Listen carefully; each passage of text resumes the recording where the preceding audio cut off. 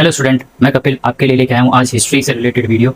तो आइए समझते हैं हिस्ट्री से रिलेटेड वीडियो। आपके इसके अंदर कई डाउट आपके इसके अंदर कंप्लीट हो जाएंगे, आपको डाउट नहीं रहेंगे बाद में। आप वीडियो देखें और देखने से पहले यहाँ पर आपको स्क्रीन पे दिख रहा है, आप चैनल का जो है सब्सक्राइब करें चैनल को, ठीक है, और बेल आइकन को क्लिक करें जिससे कि नई वीडियो आए तो आप उनको देखें। इंटरेस्टिंग तरीके से पढ़ेंगे, इजी तरीके से पढ़ेंगे, जिससे कि आपको एक एक कंसेप्ट जो है वो क्लियर हो और एक एक कंसेप्ट आपको समझ में आता रहे। तो चलिए शुरू करते हैं अपनी वीडियो को, फटाफट से अपनी स्क्रीन पे आते हैं और शुरू करते हैं और चीज़ों को जानते हैं, ठीक है।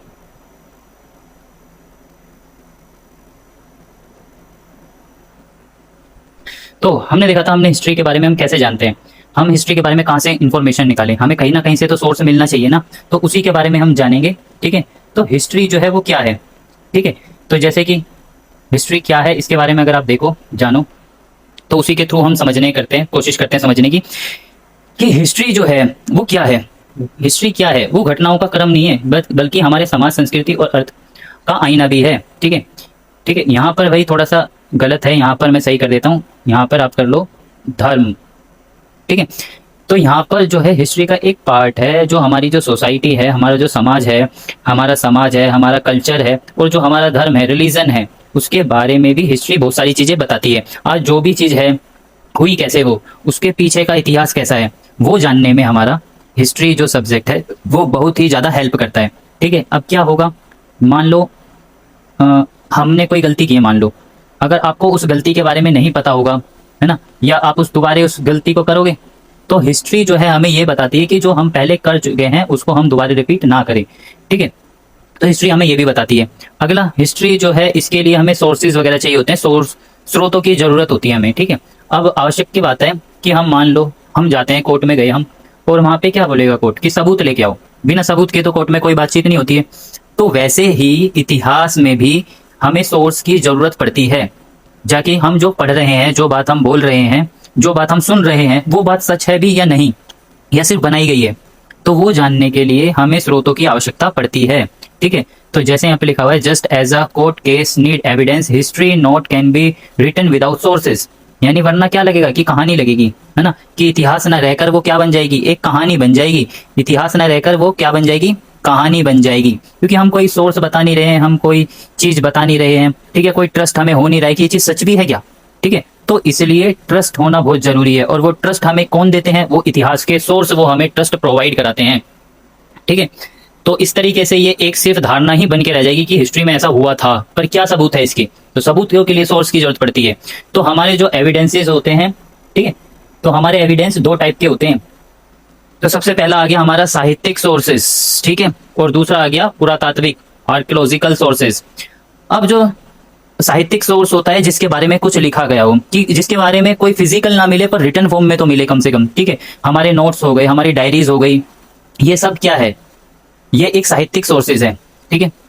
मान लो आज से 100 साल पहले, 150 साल पहले, ठीक है, आपके बारे में किसी ने इंफॉर्मेशन निकालनी है, ठीक है, तो उसको क्या चाहिए होंगे, साहित्यिक सोर्स चाहिए होंगे। अगर कोई नोटबुक निकालनी है, ठीक है, आपका क्या कहेंगे कि आपकी कोई डिटेल निकालनी है, इंफॉर्मेशन निकालनी है, तो उसको किस चीज़ की जरूरत पड़ेगी कि आपका रिकॉर्ड कहाँ है, ठीक है, कि है ना, कि ये हमारे कोई दूसरे भाई हैं, है ना, तो उनके बारे में आपको डिटेल चाहिए। कोई भी मान लो कि आपको डिटेल चाहिए गांधी जी के बारे में, अब गांधी जी के बारे में कुछ लिखा ही ना हो तो आपको कहाँ से मिलेगी डिटेल, ठीक है। या उससे पहले जाए आपको राम के बारे में डिटेल चाहिए, है ना। तो इसलिए जो भी हमारे साहित्यिक सोर्स होते हैं ना, वो हमारे किस फॉर्म में होते हैं, वो हमारे रिटन फॉर्म में होते हैं, रिटन रिकॉर्ड होते हैं। हमारे पुराण हो गए, हमारे उपनिषद हो गए, वो हमारे साहित्यिक सोर्स हैं, ठीक है।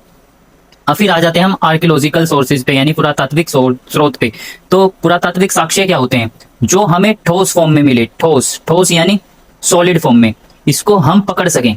मान लो हमें कोई मटका मिला, हमें कोई सिक्का मिला, किसी का हमें घर मिला, किसी की हड्डियां मिली हमें, तो वो हमारे क्या आएंगे, आर्कियोलॉजिकल सोर्सेज, ठीक है, यानी कि फिजिकल रिमेन्स, यानी कि भौतिक अवशेष, ठीक है। तो क्लियर है, ये दो टाइप के होते हैं, ठीक है, साहित्यिक स्रोत और पुरातात्विक स्रोत। अब इनके अपने अपने फायदे और अपने अपने नुकसान हैं, जिसके बारे में हम आगे भी जानेंगे, ठीक है।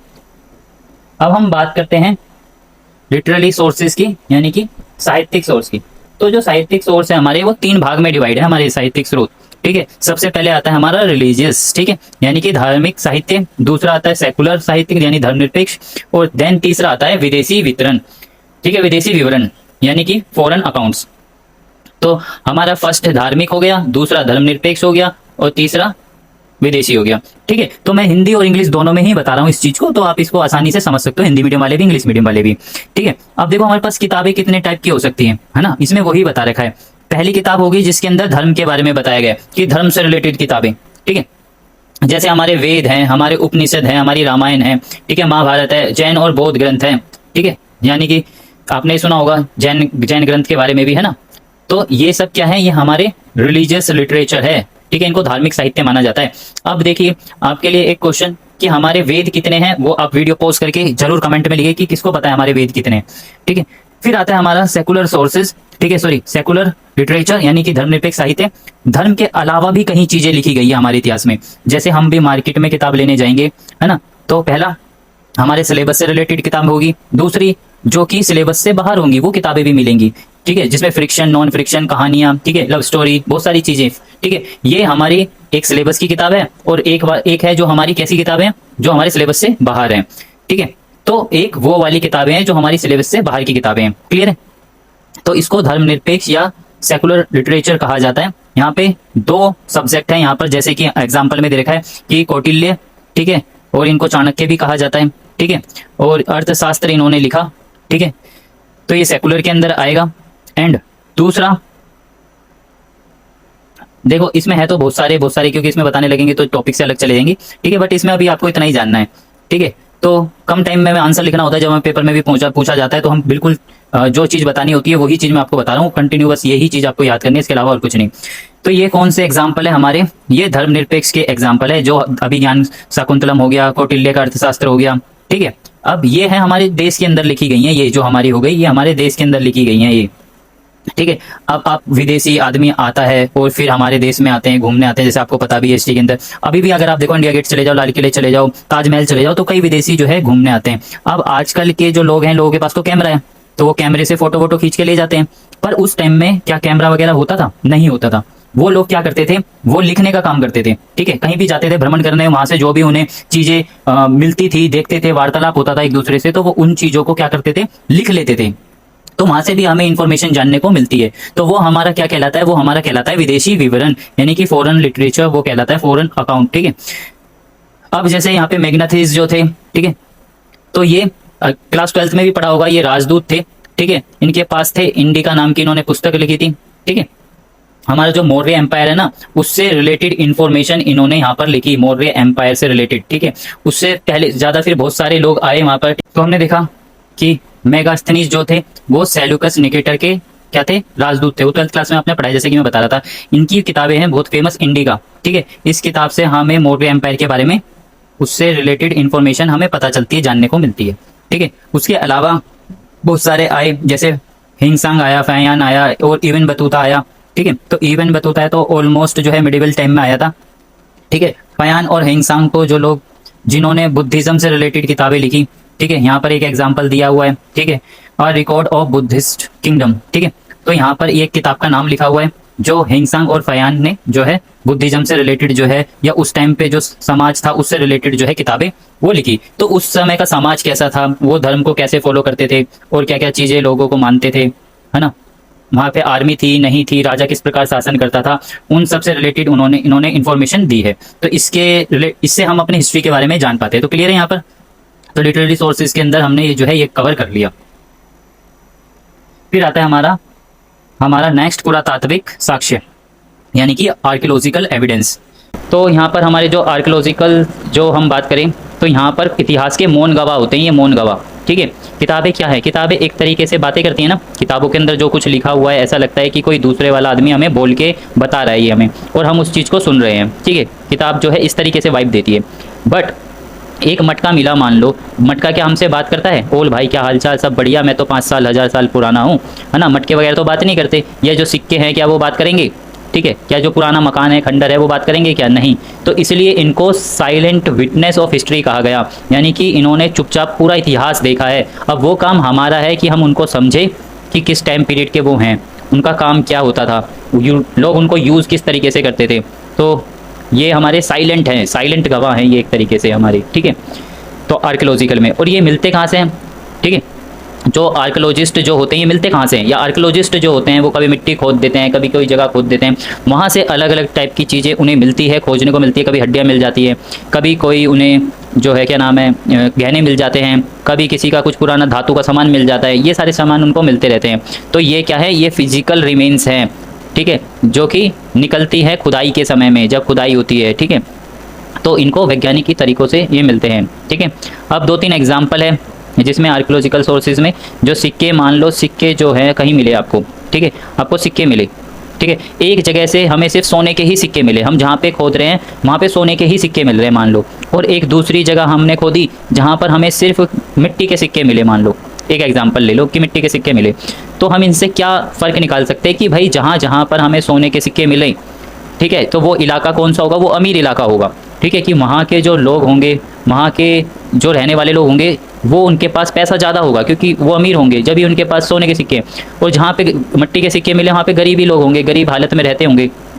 तो ठीक है, तो सिक्के हमें वहाँ की आर्थिक स्थिति के बारे में इंफॉर्मेशन देते हैं कि जहाँ से वो मिले हैं वहाँ की आर्थिक स्थिति क्या है, वहाँ पे लोगों का आर्थिक जीवन क्या था, लोग अमीर थे, गरीब थे, है ना, वो कैसे व्यापार करते थे, ये सारी चीज़ें हमें बताता है, ठीक है। और व्यापार की सीमा भी पता चल जाती है हमें सिक्कों से, ठीक है, कि कैसे, कि अगर वो सोने के सिक्के, ठीक है, उनका डिज़ाइन भी सेम है, उनका आकार भी सेम है, वजन भी सेम है, ठीक है, अगर वो देश के कोने कोने हिस्से में मिले वैसे, तो हमें क्या पता लगा कि जो भी उस सिक्के को चलाने वाला राजा था उसका पूरे देश पे शासन होगा, क्योंकि ये सिक्के कई जगहों से प्राप्त हुए हैं, लेकिन सिर्फ एक इलाके तक ही सीमित हुआ, ठीक है। मान लो सिर्फ दिल्ली में ही मिला, या मान लो सिर्फ तमिलनाडु में मिला, या सिर्फ मान लो कि कर्नाटक में मिला, यानी कि सिर्फ ये पता लगेगा कि भाई वो पूरे देश पे शासन करता था, कि एक जगह दिल्ली में भी मिला, एक जगह तमिलनाडु में भी मिला है, लेकिन एक तरफ मुंबई में मिल रहा है, तमिलनाडु में मिल रहा है, कर्नाटक में मिल रहा है, तो ऐसा लगेगा कि भाई साउथ में ही शासन करता था वो, ठीक है। तो इस तरीके से हमें पता लग जाता है, ठीक है। तो सिक्के हमें जो है इसमें हेल्प करते हैं। अगला आता है अभिलेख, ठीक है। अभिलेख क्या होता है कि कोई पत्थर का टुकड़ा हम लेंगे, क्या हमने उसका कोई पोल लिया, खंबा लिया, उसके अंदर हमने छेनी हथौड़े का इस्तेमाल करके कुछ कुछ चीज़ें वहाँ पर खोद खोद के उखेड़ दी, जैसे कि उखेड़ के यहाँ पे लिख रखा है, आप देख सकते हो इधर, ठीक है। तो अशोक के जो भी इस अशोक ने जो भी आपने पढ़ा होगा कि अशोक ने भी अपने कई उपदेश दिए थे, उन्होंने कई शिलालेख पे अपने उपदेश लिखवाए थे लोगों के लिए, तो वो सब चीज़ इसी तरीके से लिखवाई गई थी। तो राजा जब भी इन्फॉर्मेशन देता था तो वो ऐसे ही करता था, कोई शिलालेख पे उनको बुदवा के उखेड़ के लिखवा देता था, जिससे कि कोई भी व्यक्ति उसको पढ़ सके और राजा के आदेशों को देख के जो है पढ़ सके और उसका पालन कर सके। लेकिन उस टाइम पे जो राजा थे, ठीक है, अब राजा नोटिफिकेशन तो निकालेगा नहीं, उसके पास इंटरनेट तो था नहीं उस समय, तो उस समय वो क्या करते थे, एक पोल कटवाता था, एक वहाँ पे जो पोल के पास ही जो है वहाँ पे इंफॉर्मेशन लिखवा देता था उस पोल के ऊपर, ठीक है, कि जो जो चीज़ें राजा को बतानी है वो लोगों को बता देगा, उस पर लिख कर इन्फॉर्मेशन प्रोवाइड करवा देगा, ठीक है, ठीक है। तो राजा के जो भी ऑथेंटिक ऑर्डर्स हैं उनके बारे में बताएगा, और दूसरा जो है वो हेल्प करेगा, एग्जैक्ट डेट हेल्प करने में हेल्प करेगा कि जो अपने को जगह से अभिलेख मिला है, जो उनका टाइम क्या है उन अभिलेखों का, ठीक है। तो वहाँ पर टाइम भी लिखा रहता था कोने पर उस अभिलेखों पर, तो उससे पता लग जाता था कि अच्छा ये अभिलेख इतना पुराना है, ठीक है। तो हमें ज़्यादा मेहनत नहीं करनी पड़ती उसमें। फिर तीसरा आता है हमारा मोन्यूमेंट्स, ठीक है, और टूल्स, जैसे कि मोन्यूमेंट हमारा क्या है, ताजमहल है, ठीक है, हमारा कुतुब मीनार है, ठीक है, लाल किला है हमारा, इंडिया गेट है हमारा, ठीक है। तो वो क्या है, मोन्यूमेंट्स हैं, स्मारक हैं। ऐसी हिस्ट्री में और भी बहुत सारी जगह है, जैसे गुजरात में आप जाओगे धोलावीरा है, लोथल है, ये सब आपने 12th 11th में पढ़ा होगा, ठीक है। और राजस्थान के अंदर जाओगे तो कालीबंगा है ना। तो यहाँ पे क्या है, यहाँ से हमें बहुत सारी चीज़ें मिली हैं, ठीक है, बहुत सारी चीज़ें अभी भी मिलती रहती हैं वहाँ से। तो इससे हमें वहाँ से जो भी वहाँ पे उन्होंने, वहाँ पे लोग कैसे रहते थे, कैसे घर बनाते थे, उस टाइम की टेक्नोलॉजी क्या यूज़ होती थी, उन सब से रिलेटेड भी हमें इन्फॉर्मेशन मिलती है। और औजार वगैरह भी जो हैं वो भी पता लग जाते थे, कि हम देखते थे कि भाई हमें स्टोन एज से रिलेटेड इन्फॉर्मेशन जो मिली है वो जानने को मिलती है। तो कहाँ से मिली, वो यहीं से ही तो मिले कि किस तरीके से उन्होंने टूल्स बनाए, किस तरीके उन्होंने औजार बनाए, ठीक है, वो भारी थे, हल्के थे, कैसे थे, तो यहाँ से हम इन्फॉर्मेशन वो निकालते हैं। अब इनका इंपॉर्टेंस क्या है, महत्व क्या है इनका, कि यह प्रोवाइड कराते हैं, they provide scientific proof to what is written in the book, ठीक है, यानी कि जो हमारा साहित्य में जो भी बात लिखी गई है ना, उसकी सत्यता को साबित कर देते हैं ये, यानी कि जो भी लिखा हुआ है वो गलत नहीं है, क्योंकि उसका प्रूफ भी हमारे पास है, जो हमने पहले बात करी थी अभी, कि इतिहास के अंदर की सिर्फ कहानी नहीं है, इतिहास सच्चाई है, जो पहले हो चुकी है, उसके प्रूफ है हमारे पास, ठीक है। तो उससे क्या पता लगता है कि हाँ, जो बुक के अंदर लिखा हुआ था वो साक्ष्यता, वो झूठ नहीं है, ठीक है। तो जो भी हमारे किताब के अंदर लिखा हुआ है वो बात जो है वो सत्य है, सच है। तो ये वो सत्यता साबित करने में ये हेल्प करते हैं हमारे कौन, आर्कोलॉजिकल एविडेंस। ठीक है, अब हम आते हैं नेक्स्ट पे। ठीक है, अब इनका महत्व क्या है, सिग्निफिकेंस क्या है, तो इनका बैलेंस क्या है। अब जैसे आप खुद सोचो, हमने बताया था कि जो हमारे साहित्यिक स्रोत हैं और जो आर्कोलॉजिकल स्रोत हैं, इन दोनों में अपने अपने फ़ायदे और अपने अपने नुकसान हैं। जैसे साहित्यिक स्रोत का सबसे बड़ा फ़ायदा क्या है, ये हमें उस टाइम की सोसाइटी जो है, ठीक है, उस टाइम की सोसाइटी के बारे में इंफॉर्मेशन देते हैं कि लोग किस तरीके से रहा करते थे, लोग किन किन फेस्टिवल्स को सेलिब्रेट किया करते थे, लोग जो है डांस वगैरह किया करते थे क्या नहीं किया करते थे, या फिर लोग किन किन तरीक़ों से अपना एंटरटेनमेंट किया करते थे, क्या दिनचर्या थी उनकी। ठीक है, तो ये इन्फॉर्मेशन कहाँ से मिलेगी, ये किताबों के अंदर से मिलेगी। ठीक है, अब खुद सोचो, हम दिवाली सेलिब्रेट करते हैं, उससे रिलेटेड हमें आर्कोलॉजिकल एविडेंस कहाँ से मिलेंगे, कहाँ से मिलेगा, है ना। तो वही चीज़ें हैं, वही इन्फॉर्मेशन हमारी हेल्प करते हैं लिटरेरी सोर्सेज। ठीक है, यानी हमारे इमोशंस को जो है बताने का काम कौन करेगा, अगर मैं सिंपल बोलूँ तो जो हमारे इमोशंस होते हैं ना, तो हमारे इमोशंस को बताने का काम कौन करेगा, वो करेगा हमारा साहित्यिक स्रोत। ठीक है, और जो हमारे पुरातात्विक स्रोत हैं वो क्या हेल्प करेंगे, ठीक है, वो हमारे को हेल्प करेंगे, पुरातात्विक स्रोत जो हैं वो फिजिकल एविडेंस में हेल्प करेंगे। ठीक है, ये किस में हेल्प करेंगे, पूरे के पूरे, ठीक है, ये हेल्प करेंगे फिजिकल एविडेंस में। ठीक है, कि लोग पढ़े लिखे थे क्या नहीं थे, लोग बर्तन इस्तेमाल करते थे क्या नहीं करते थे, लोग दूर तक आने जाने के लिए किस चीज़ का इस्तेमाल करते थे। ठीक है, तो वो सारी इन्फॉर्मेशन हमको कहाँ से मिलेगी, वो आर्कोलॉजिकल सोर्सेज से मिलेगी। और इसका अपना फ़ायदा, उसका अपना फ़ायदा है, इसका अपना फ़ायदा है, इसमें इमोशंस वगैरह को हम जान सकते हैं, यहाँ पर हम इमोशंस को नहीं जान सकते। ठीक है, यहाँ पर इमोशंस का कोई लेना देना नहीं है। ठीक है, जो बर्तन है वो बोलेंगे नहीं, ठीक है, जो ये पत्थर हैं, ये जो मटके हैं, ये बोलेंगे नहीं। लेकिन यहाँ पर जो भी हमें जो भी प्रूफ मिलेगा ना, यहाँ पर जो प्रूफ मिलता है इस जगह पर पुरातात्विक स्रोत पे, जो भी हमें प्रूफ मिलेगा वो प्रूफ सॉलिड प्रूफ होगा, उसको हम झूठा नहीं करार कर सकते।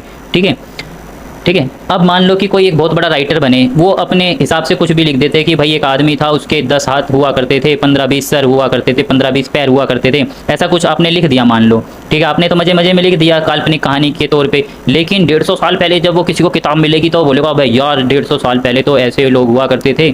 ठीक है, वो क्या करेंगे, वो उसको सीरियसली ले लेगा। तो उसका नुकसान यहाँ पर ये होता है कि इस साहित्यिक स्रोत जो लिखे हुए होते हैं, है ना, उनको हम थोड़ा इतना सीरियस नहीं लेते। लेकिन जो पुरातात्विक आपको सोर्स मिलते हैं, आर्कोलॉजिकल सोर्सेज जो प्राप्त होते हैं, आपको सॉलिड प्रूफ होता है, उसको हम झुटला नहीं सकते। ठीक है, तो उसको हम सत्य ही मानते हैं। तो यहाँ पर जो अगर ऑथेंटिसिटी देखी जाए तो यहाँ पर ऑथेंटिसिटी जो है आर्कोलॉजिकल सोर्सेज की थोड़ी ज़्यादा हो जाती है। फिर थर्ड पॉइंट आता है हमारा, ठीक है, किसका, role in the authenticity of knowledge. ठीक है, अब जो भी लिटरेरी सोर्सेज थे वो हमारे इमोशंस वगैरह से रिलेटेड से ज़्यादा इन्फॉर्मेशन अच्छी दे देते हैं, और जो हमारे आर्कोलॉजिकल सोर्सेज हैं वो हमें प्रूफ ज़्यादा अच्छा दे पाते हैं। अब इसका मतलब ये थोड़ी ना हुआ कि ये भाई ये बेकार है साहित्यिक वाले और ये पुरातात्विक वाले अच्छे हैं, या ये अच्छे हैं दूसरे बेकार हैं, ऐसा नहीं। तो ऐसा नहीं होगा इसमें। अगर हमारे पास कुछ लिटरेरी सोर्सेज हैं तो उससे रिलेटेड अगर आपको आर्कोलॉजिकल एविडेंस मिल जाएं तो वो तो कोई झुटला ही नहीं सकता। फिर तो वो तो बहुत सत्यता प्रमाणित हो जाएगी उसकी, कि वही लिखा हुआ मिला और उसके साथ के ही आपको पुरातात्विक स्रोत भी मिल गए। ठीक है, जैसे कि अगर हम बात करें तो अब किताबों में लिखा हुआ है, जो पुरातात्विक स्रोत है किताबों में लिखा हुआ है, क्या लिखा हुआ है कि द्वारिका नगरी है। अब उसके सोर्स भी मिल गए। ठीक है, अभी आपने न्यूज़ में अगर देखा होगा, आपने जाना होगा, तो उसके सोर्स भी मिल गया कि हाँ द्वारिका नगरी है, वो डूबी हुई है। ठीक है, तो ये सब चीज़ें तो लिखा हुआ भी वो सत्यता प्रमाणित कर दी है, वो पूर्ण साक्ष्य हो गया है उसका सत्यता का, है ना। तो जो लिखा हुआ होगा वो सत्य होगा, लेकिन समय के साथ जैसे जैसे समय आगे बढ़ता है चीज़ें खराब होनी शुरू हो जाती हैं। जैसे गर्मियों के टाइम में आप देखोगे खाना कितनी जल्दी खराब हो जाता है, वैसे ही आर्कोलॉजिकल जो हमारे एविडेंसेस होते हैं वो समय के साथ साथ नष्ट होने लग जाते हैं, ख़राब होने लग जाते हैं। तो अगर मान लो कि लिटरेरी सोर्सेज आपको कोई चीज़ नहीं लिखी रहती तो क्या हम उस चीज़ को मानेंगे नहीं, क्या, है ना, उसको मानेंगे नहीं हम कि उस ऐसा कुछ होता होगा, है ना, नहीं मान पाएंगे। ठीक है, सेकंड कि तीसरा आएगा इसके अंदर कि लिटरेरी एविडेंस मतलब कि पुरातात्विक स्रोत के लिए अगर देखें कि मान लो साक्षात वो चीज़ हमें मिल गई, मान लो किताबों में नहीं लिखा हुआ पर साक्षात वो चीज़ मिल गई, जैसे बोलते हैं ना प्रत्यक्ष को प्रमाण की ज़रूरत नहीं होती, तो वही वाली चीज़ है कि लिखा हुआ नहीं है पर हमें वो चीज़ मिली है। ठीक है, ठीक है, हमें मान लो कि कोई ऐसी मूर्ति मिली कि जिसके भाई ऐसे 3 सर दे रखे हैं, है ना, हमें एविडेंस मिल गया, ठीक है, उसके अंदर, और वो बुक में भी लिखा हुआ है तो वो सत्य ही हो जाएगा, है ना, इस तरीके का। तो आर्कियोलॉजिकल एविडेंस हेल्प करता है लिटरेरी जो है सोर्स की, और वो एक दूसरे की योग्यता पर जो है हेल्प करते हैं, एक दूसरे के योगदान पे, एक दूसरे के सोर्सेज पे हेल्प करते हैं। लड़ेंगे भी एक दूसरे से, सर भी एक दूसरे का फोड़ेंगे, लेकिन ये एक दूसरे का साथ देते हैं। कौन कौन साथ देते हैं? लिटरेरी सोर्सेज किनका? आर्कियोलॉजिकल का, और आर्कियोलॉजिकल वाले लिटरेरी सोर्सेज का, यानी कि साहित्यिक स्रोत और पुरातात्विक स्रोत एक दूसरे का हेल्प करते हैं, साथ देते रहते हैं। अब अगला आता है आपका चौथा पॉइंट, बैलेंस। बैलेंस क्या है? अंडरस्टैंडिंग ऑफ हिस्ट्री, यानी कि हमारे इतिहास जो है उसको अच्छे से समझने में हमारी हेल्प करेगा। अब इसका मतलब क्या है ना, कि जो हमारे इतिहासकार हैं ना, जो हमारे हिस्टोरियंस हैं, उनके बीच में एक डिबेट चलती रहती है। डिबेट किस चीज़ की? कि जो हमारे आर्कियोलॉजिकल एविडेंस है ना, जो हमारे आर्कियोलॉजिकल एविडेंस है, अगर उसको AE लिख देते हैं शॉर्ट फॉर्म में, आर्कियोलॉजिकल एविडेंस जो है, ठीक है, ये हमें सिर्फ गरीब फैमिली से मिलेंगे, ऐसे डिबेट चलती है, ठीक है। तो ये हमें किससे मिलेंगे? गरीब फैमिली से मिलेंगे। और यही जो हमारे लिटरेरी सोर्सेज मिलेंगे, यानी कि साहित्यिक स्रोत जो मिलेंगे, जो साक्ष्य मिलेंगे, वो हमें अमीर घर से मिलेंगे, ठीक है। ऐसा हिस्टोरियंस का कहना है, ठीक है। तो वो क्यों कहना है, उस पर बात करते हैं। तो ऐसा वो इसलिए कहते हैं कि खुद सोचो, लिटरेरी सोर्सेज मतलब कुछ चीज़ लिखे फॉर्म में मिलेगी, है ना, लिखित मिलेगी, लिखा हुआ मिलेगा, रिटर्न मिलेगा। आजकल लोग पढ़े लिखे हैं, अगर आप अपने दादा दादी के समय के पीरियड में जाओगे तो वो इतने, उस समय में इतने लोग पढ़े लिखे नहीं होते थे, ठीक है। तो आज से हज़ारों साल पहले क्या, जब पढ़ना लिखना बहुत ही रेयर माना जाता था, रेयर में रेयर होता था, पढ़ना लिखना लोग जानते थे रेयर से रेयर, और पढ़ना लिखना कुछ इस तरीके से जानता था कि वो पूरी की पूरी किताब लिख दे उस समय में भी, तो वो जो ऐसा काम कर पाता होगा, उसकी इंपॉर्टेंस कितनी ज़्यादा होती होगी, ठीक है। तो उसको रखने वाला कौन होता होगा? गरीब आदमी तो रख नहीं पाएगा ऐसे राइटर को, ठीक है, नहीं दे पाएगा उसको उसका पैसा, ठीक है। तो उसको कौन लोग रखते होंगे? राजा, अमीर लोग रखते होंगे, जमींदार, राजा, ठीक है, तो मंत्री। तो उसी पॉइंट ऑफ व्यू से कहते हैं कि जो भी हमें ये लिटरेरी सोर्सेज मिलते हैं, इंफॉर्मेशन मिलती है, वो मोस्टली अमीर फैमिली के बारे में ही मिलती है ना। जो भी लिखा हुआ मिलेगा वो किसके बारे में मिलेगा? राजा रानियों के बारे में, अमीर फैमिली के बारे में मिलेगा, ठीक है। और जो अगर हम बात करें, ठीक है, तो अब अगर हम बात करें इसकी, ठीक है, कि गरीब की, और जो आर्कियोलॉजिकल एविडेंस की बात करें, वो किसी का भी मिलेगा। बर्तन एक अमीर भी यूज़ करेगा, एक गरीब भी यूज़ करेगा, ठीक है। सिक्का एक गरीब भी यूज़ करेगा, एक अमीर भी यूज़ करेगा। तो उस पॉइंट ऑफ व्यू से मैंने बोला कि जो आर्कियोलॉजिकल सोर्सेज जो होते हैं वो हमको गरीब फैमिली वगैरह से मिलते हैं, ठीक है। तो ऐसे ये डिबेट चलती है। तो हिस्ट्री के बारे में ऐसे ओवरऑल जो है पूरी पिक्चर हमें जाननी है, ठीक है, कि आर्कियोलॉजिकल एविडेंस भी चाहिए और हमें लिटरेरी सोर्सेज भी चाहिए, यानी पुरातात्विक साक्ष्य और साहित्यिक स्रोत दोनों की ही हमें ज़रूरत पड़ेगी। इन दोनों को साथ में लेके चलना पड़ता है, तभी हम पूरा चीज़ें जान पाते हैं, नहीं तो हमारी इन्फॉर्मेशन अधूरी इन्फॉर्मेशन कहलाती है, ठीक है। क्लियर? तो अब कंक्लूजन में बस यही है कि आप जो है एग्जाम में अगर इस क्वेश्चन को लिखना है तो आप अच्छे से अच्छा लिख दोगे। तो इंट्रोडक्शन आप लिख दोगे यहाँ पर, ठीक है। इंट्रो में आप सारी चीज़ें बताई दोगे, जैसे मैंने बताई। अगर इस टाइप का कोई क्वेश्चन आपका आता है लिखने के लिए, उसके अंदर पूछा जाता है इतिहास क्या है, तो आप बता सकते हो इतिहास को जानने के लिए किन किन चीज़ों की जरूरत पड़ती है, तो वो भी आप जान सकते हो। तो 2, 3, 4 लाइन में आप इनको लिख सकते हो, ठीक है। इंट्रोडक्शन 2-4 लाइन में लिखो, फिर उसके बाद इसी तरीके से आप जैसे मैंने बताया उसको लिखो, फ्लो चार्ट बनाओ, उसको एक्सप्लेन करो, तो उस तरीके से अपने हिसाब से लिख दो। अब कंक्लूजन में क्या लिखोगे कि हाँ, हमारे लिए लिटरेरी सोर्सेज भी इंपॉर्टेंस रखते हैं और आर्कियोलॉजिकल भी एविडेंस जो है इंपॉर्टेंस रखते हैं। क्यों? क्योंकि आर्कियोलॉजिकल एविडेंस अगर जान लेंगे तो पर्पस हमारा लिटरेरी सोर्सेज नहीं है तो भी हमारी जानकारी अधूरी है, लेकिन अगर हमने साहित्यिक स्रोत हैं हमारे पास और पुरातात्विक नहीं है तो भी हमारी जानकारी अधूरी है। तो अगर हम को पूरी पिक्चर जाननी है, सब कुछ समझना है, तो हमें आर्कियोलॉजिकल एविडेंस और लिटरेरी एविडेंस दोनों ही सोर्सेज यानी चाहिए हमें, ठीक है। तो साहित्यिक और पुरातात्विक दोनों ही हमें जरूरत पड़ेगी ताकि हम अपनी हिस्ट्री को अच्छे से जान पाएँ, ठीक है। तो यहाँ पे आपका कंक्लूजन हो जाएगा। क्लियर? तो चलो यहीं पे इसको खत्म करते हैं, नेक्स्ट वीडियो फिर से लेके आएंगे, इसी पॉइंट को, इसी टॉपिक को और आगे बढ़ाएंगे, चीज़ों को समझेंगे और आगे बढ़ेंगे, ठीक है। तो चैनल को सब्सक्राइब कर देना, बेल आइकन को क्लिक कर देना, ठीक है। तब तक के लिए गुड बाय।